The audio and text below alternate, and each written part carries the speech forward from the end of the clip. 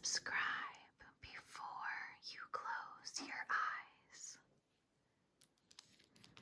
For today's video, I have some new books I acquired for the little free library. These are kids' books.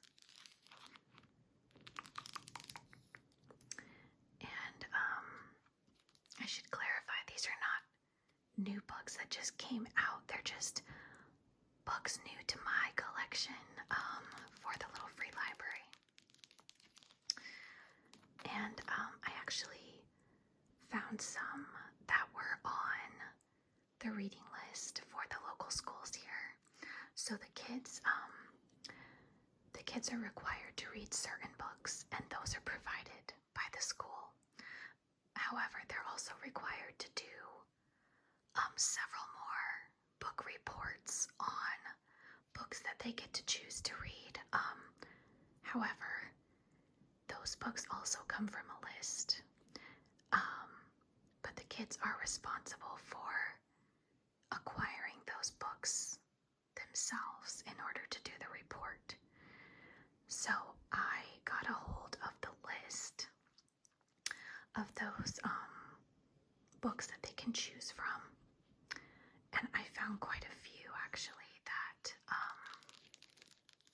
were on that list that they can choose from. So if they're not able to get those at like the school library or the local library, or through a parent or guardian buying them for them, then hopefully they can find them, in my little library, little free library.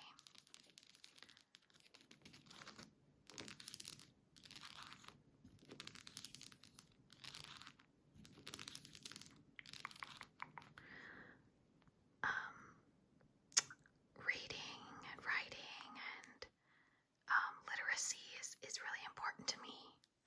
So I'm really happy to be able to kind of encourage, literacy in my community through this little free library.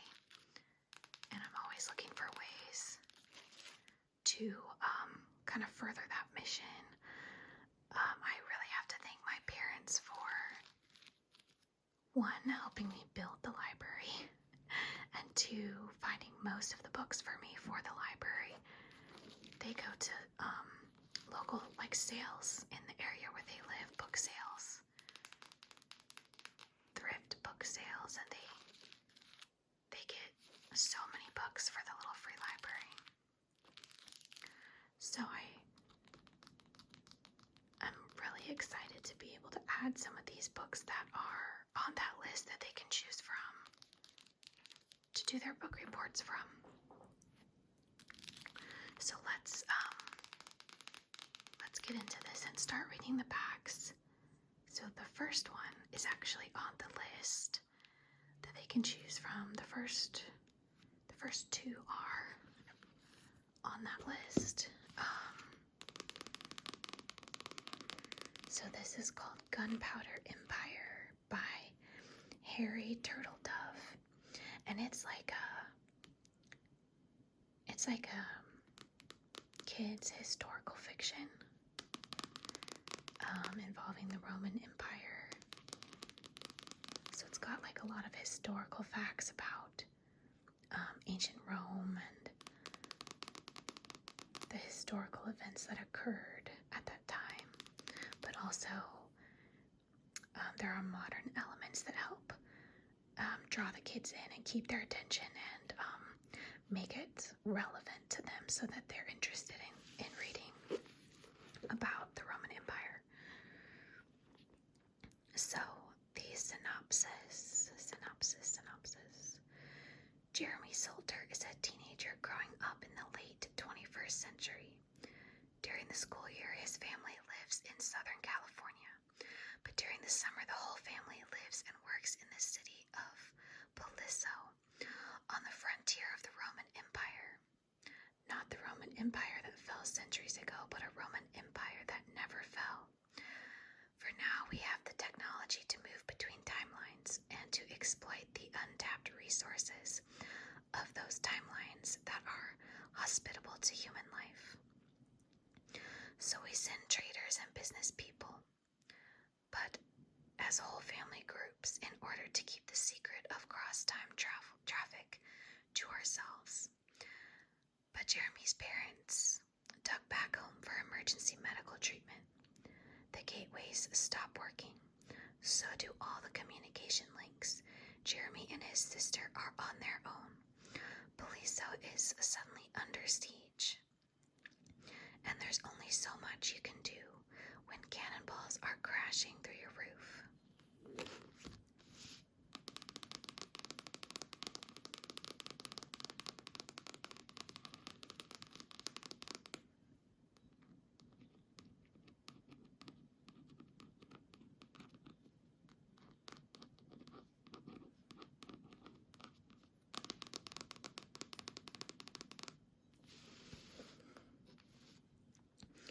Okay, so this next one is The Red Patch of Courage. That is on the reading list. Also, before I forget, aren't these tulips so pretty? Oh my gosh. I think they are so gorgeous. They are really brightening up my week. I'm having a very low energy week. Like I have so much, you guys, I want to get done. Like things I'm really excited about and wanting desperately to work on, but like my energy level is just so low right now. I cannot seem to like get the energy up to do these things that I really want to do. So that's been frustrating, but I'm sure it's partly because I'm on a new fitness routine, and I think my hormones are just a bit out of whack, trying to figure out what on earth is going on, you know, so I'm sure it will pass. But the tulips are just really brightening up my spirits, so. Okay, this is The Red Badge of Courage by Stephen Crane. Complete and unabridged. So a lot of the books on the reading list that they can choose from are like quite serious subject matters and a lot of history and books that are quite sad, in my opinion. It was the same when I was in school, and honestly, I think I've talked about this before, but having to read so many books, like being required to read them for school, that were so sad and such a serious subject matter, really had me thinking I didn't like reading when I was a kid. That couldn't be further from the truth. I love reading, and as an adult, I do read a lot of serious subject matter now, but I choose to do that, and I intermix it with entertaining books, you know. As a kid, I feel like they just crammed all these really sad or serious subject matters down our throats without any break, and it had me thinking I didn't like reading. Did anybody else experience that? Let me know in the comments. I think that's such a shame when you're first learning to read, because, you know, we want people who like reading, not the opposite. I think we should at least have a few more fun subject matter books on the list. Okay, Henry Fleming is too young to die. Henry Fleming had no idea how horrible war really was. Attacks come from all sides, bullets fly, bombs crash. Men everywhere are wounded, bleeding, and dying. Now Henry's fighting for his life, and he's scared. He must make a decision, perhaps the most difficult decision he will ever make in his life. Save himself, run from the enemy, and desert his friends, or fight, be brave, and risk his life. If he stays to fight, he may die with his regiment. If he runs, he'll have to live with knowing he was a coward.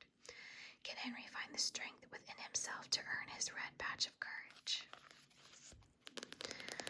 And I should clarify that I do do think it's important to read books like this. I really do. I just felt as a kid that there was no break in like the horribly sad subject matter. It was only this kind of book like this and Where the Red Fern Grows and Bridge to Terabithia and All Quiet on the Western Front. Just like everything, one after another, was just so sad. I do think these books are super important though. I just think it could be nice to break them up with more entertaining material once in a while. Okay, this one was not on the reading list, but it just looked cool. Internationally best-selling author Emily Rhoda, star of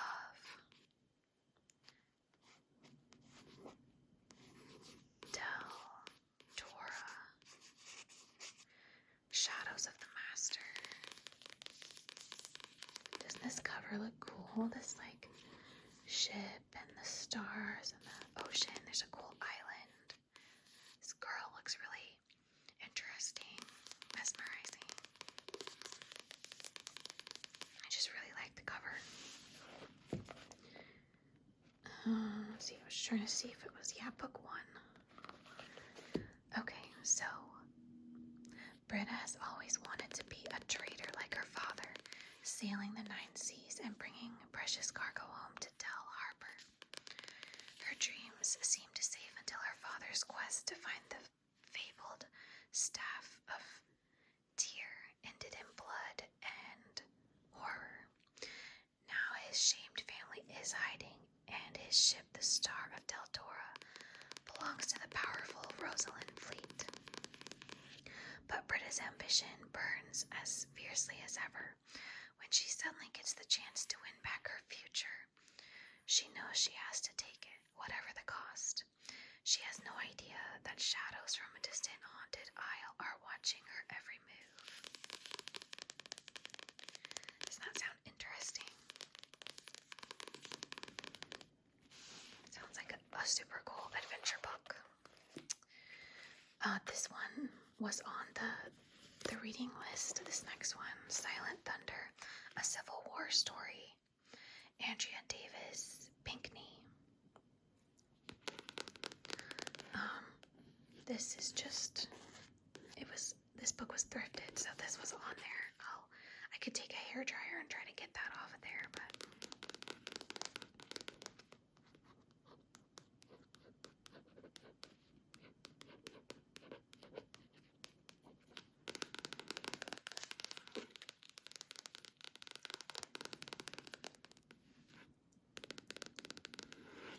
Silent Thunder is desire and longing, Thea explained. You can't hear it or see it, but you can sure feel it roaring up in you, calling you ahead. It's when you want something so bad that even your bones know it. I was nodding fast at Thea's words. She was describing what I was feeling each time. I even thought about learning to read.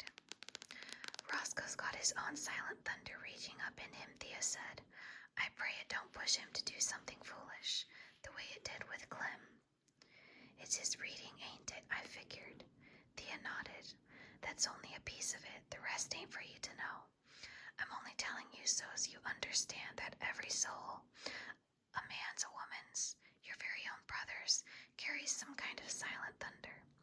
But listen, silent thunder is something we got to keep quiet and private. Thea let go a slow breath. That's the way of slavery.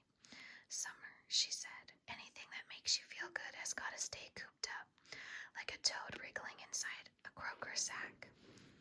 Else it can be taken away.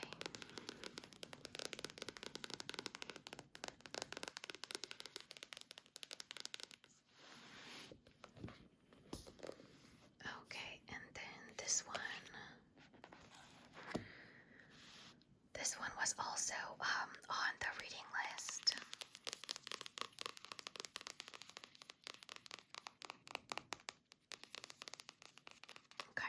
award is this? I can't really read the sticker.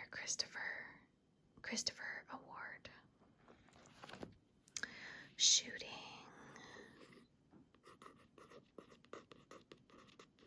The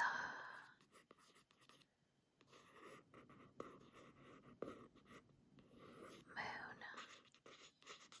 Shooting the Moon by Francis O'Rourke Dowell.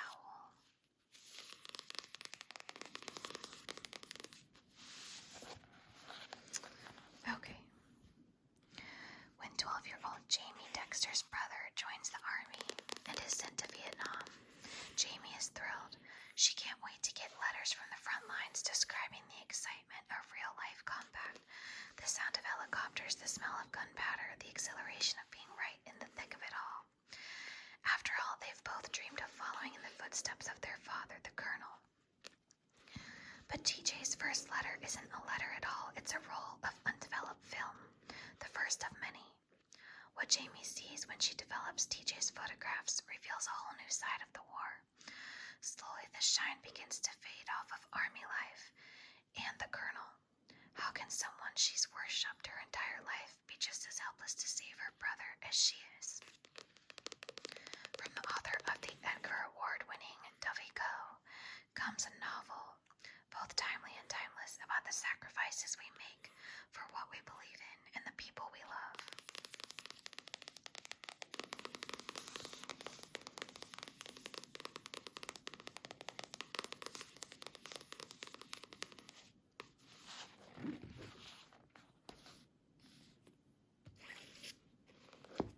Okay, so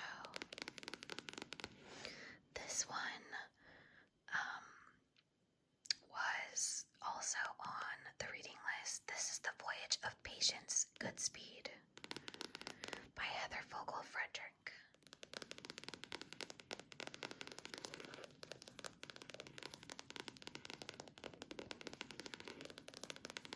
I love this cover. That looks really cool.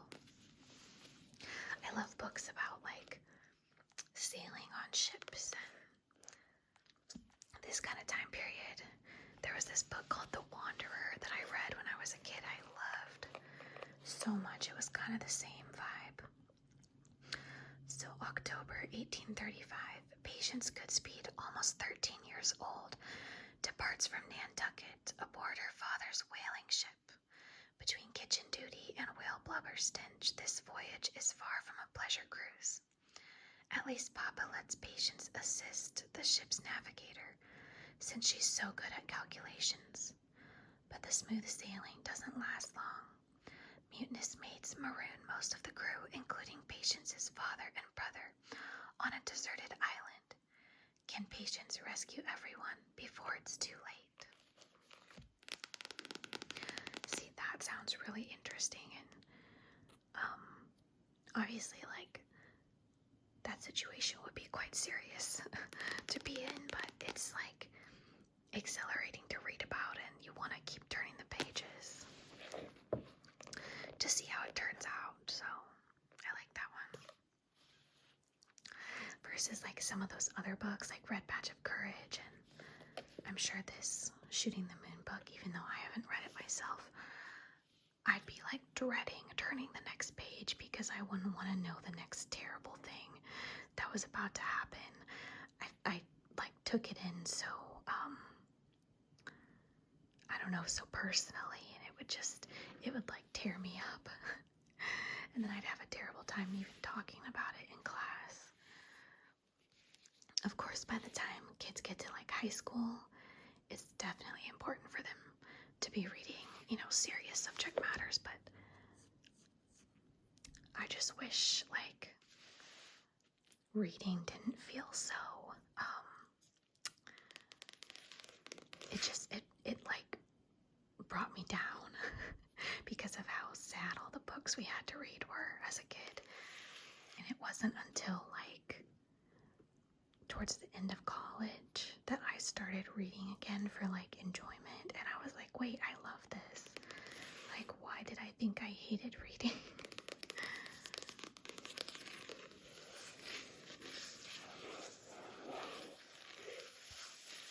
Okay, so this was definitely not on the reading list, but series is super popular right now. I actually have 2 full sets of this series in my collection. And one of the sets I had put out in the little free library when I did my latest rotation. And somebody read the first book, put it back, and then grabbed 1 through 4, which is currently missing from the library right now. So they obviously love the first book, and they, they're going to read the other 4 and then slowly return them. So I'm super glad somebody found something they love to read.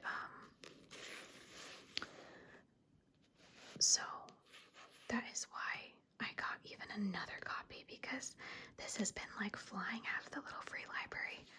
So if I could put 2 sets in there, I think that would be good. This is by Dewey T. Sutherland. It's called Wings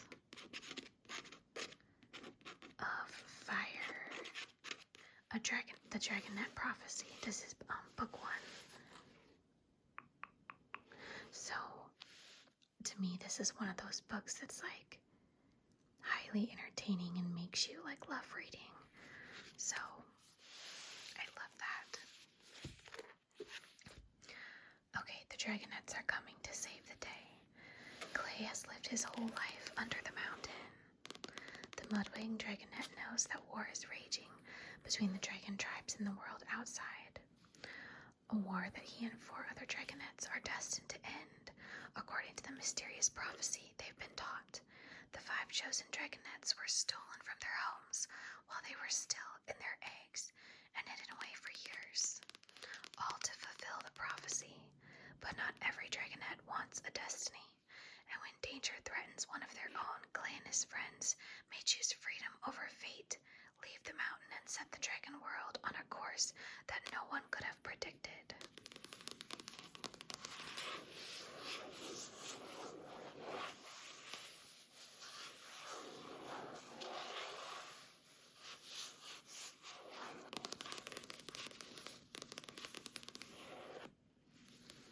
I actually have book 1 in like what are they called? I forget what they call them now, but it's like a comic, a book turned into a comic strip, but they call them something else now. The kids call them something else. Those are really popular too.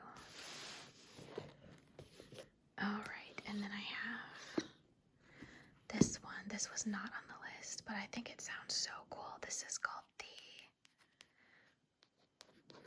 Forbidden Library.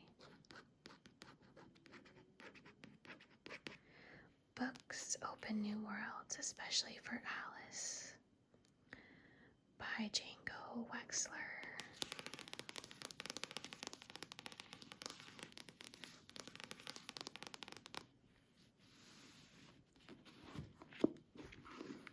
And this is book 1, and there are 2 more: The Forbidden Library, The Mad Apprentice, and The Forbidden Library, The Palace of Glass.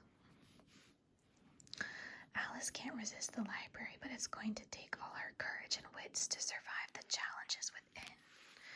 When Alice's father disappears in a shipwreck, she is sent to live with her Uncle Grayon, an uncle she's never heard of, who happens to have an impossibly massive library. Unfortunately for Alice, those endless aisles are strictly off limits. But then she meets a talking cat, and even for a rule follower, when a talking cat sneaks you into a forbidden library and you're dared to open one of its unusual books, it's hard to resist.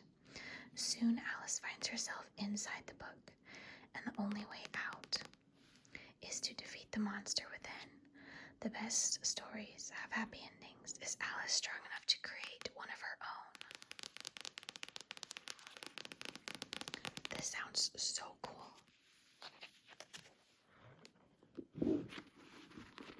And I love books for this age that are like this many pages, because when I was, around like 10 through 13, reading books like this, if I finished a book that was this big, this long, I was so proud of myself. I would show everybody, look how big this book I read is. So I love that.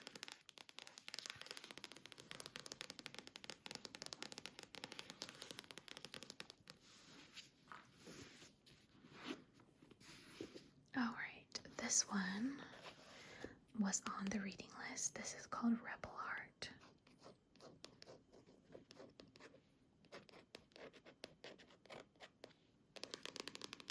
By Edith Morris Hemingway and Jacqueline Cosgrove Shields.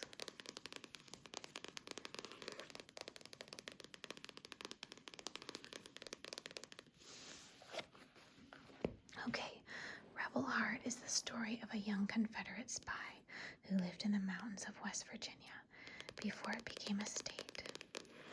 Filled with fervor for the Confederate cause as well as a desire for adventure, 14-year-old Nancy Hart ran away from her family and farm life to join the Moccasin Rangers, a band of rebel raiders shunned by her family, twice captured by the Federals.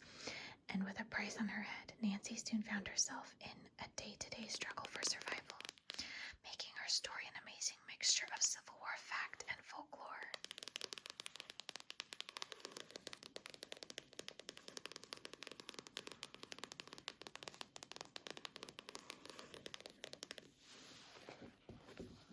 Cover looks really cool. So this next one was not on the reading list, but the next two are Borrow the Magic If You Dare, The Grimm Legacy. This is a novel by Polly Shulman. I love like the blend of seasons that's happening on this cover. There's snowflakes and fall leaves and spring blossoms. Maybe it's like a summer sky, I don't know. Okay, what if fairy tale magic really existed? Elizabeth has just started working as a page at the New York Circulating Material Repository, a lending library of objects, contemporary and historical, common and obscure, and secret too, for in the repository's basement lies the Grimm collection, a room of magical items straight from the Grimm brothers' fairy tales. But the magic mirrors and 7-language boots and other items are starting to disappear. Before she knows it, she and her fellow pages, handsome Mark, perfect Ani, Anjali, and brooding Aaron, are suddenly caught up in an exciting but dangerous adventure.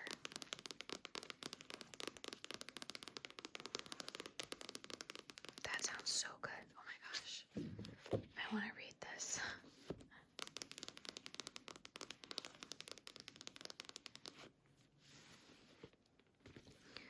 Alright, last two. So this is Dover Thrift Edition's Narrative of the Life of Frederick Douglass.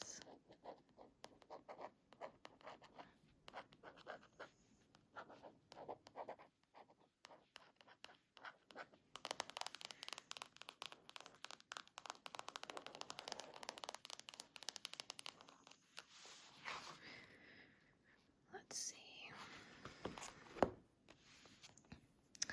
Former slave, impassioned abolitionist, brilliant writer, newspaper editor, and eloquent orator, whose speeches fired the abolitionist cause, Frederick Douglass led an astounding life. Physical abuse, deprivation, and tragedy plagued his early years.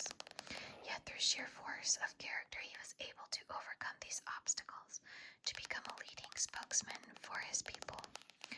In this, the first and most frequently read of his 3 autobiographies, Douglass provides graphic descriptions of his childhood and horrifying experiences as a slave, as well as a harrowing record of his dramatic escape to the North and eventual freedom. Published in 1845 to quell doubts about his origins, since few slaves of that period could write, the narrative is admired today for its extraordinary passion, sensitive and vivid descriptions, and storytelling power. It belongs in the library of anyone interested in African history and the life of one of the country's most courageous and influential champions of civil rights. So I did read this one in school.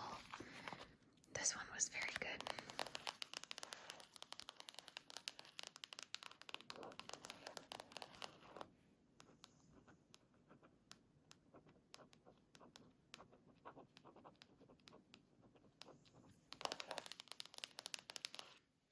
And then the very last book is also on the reading list. It's called Johnny Tremain by Esther Forbes.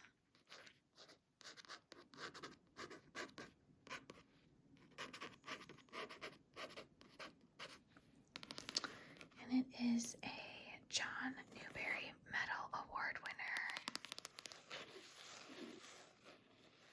for the most distinguished contribution to American literature for children.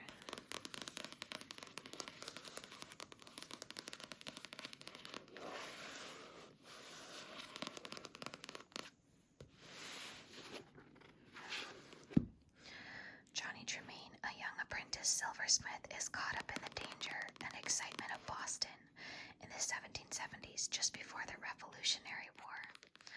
Johnny can't help being swept along by the powerful currents that will lead to the Boston Tea Party and the Battle of Lexington. But even more gripping than living through the drama of the revolutionary Boston is the important discovery Johnny makes about his own life. This one is very good. I have read this one too.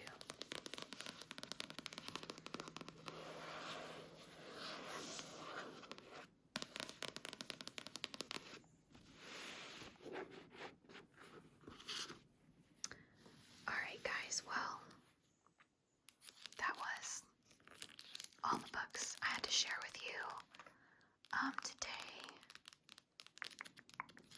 I hope that you enjoyed this video. If you did like this video, don't forget to leave a like. And please do subscribe to the channel. Please do share this video. And I would love to hear from you in the comment section on your thoughts. Thank you guys for watching.